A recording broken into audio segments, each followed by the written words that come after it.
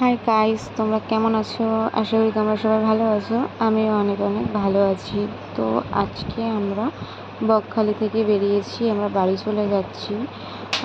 But আমরা ভেবেছিলাম যে বিকালে বেরোবো, বাট হয়নি, কারণ সকালবেলার দিকেই বেরিয়েছিলাম।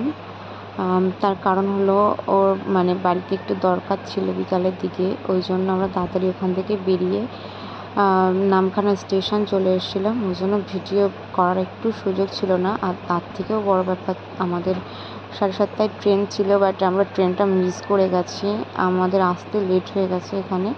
ওই জন্য আমরা বসেছিলাম। বসে থাকার পরে আমরা 8:17 ট্রেনটা ধরে আমরা শিয়ালদায় চলে এসেছিলাম। স্টেশন এসে একটু চাটা খেয়েছিলাম। খাওয়ার পর তারপর অনেকক্ষণ বসে থাকতে হয়েছিল। তারপর দেখলাম ওদিক থেকে ট্রেন ঢুকেছে। তো ঈদের সময় তো ভীষণ ট্রেনের জ্যাম ছিল, ওই জন্য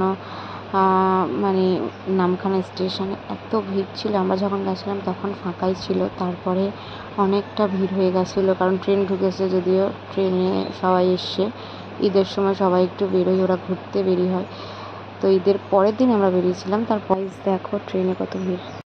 হ্যালো গাইস, শুধু দেখো নামখানা স্টেশনে ভিড়, দেখো ট্রেনে।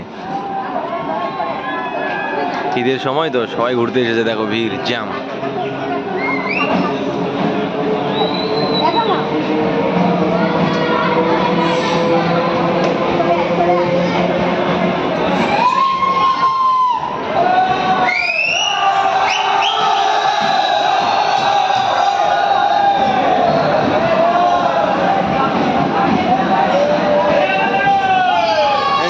এনজয় করো।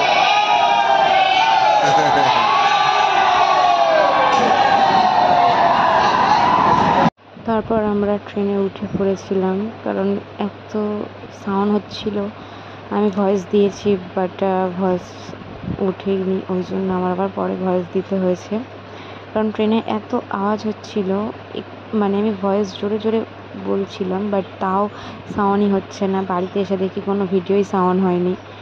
তো এবার আমার বাড়িতে এসে এডিটিং করতে হয়েছে, তখন আমি আবার সাউন্ড লাগাতে হয়েছে। গাইস, আমরা শিয়ালদায় চলে এসেছি। শিয়ালদায় এসে ট্রেন থেকে নেমে আমরা হাঁটতে হাঁটতে সামনের দিকে যাচ্ছিলাম। আবার অন্য ট্রেন, এটা সাউথের দিক থেকে বেরিয়ে আমরা অন্য দিকে যাচ্ছিলাম।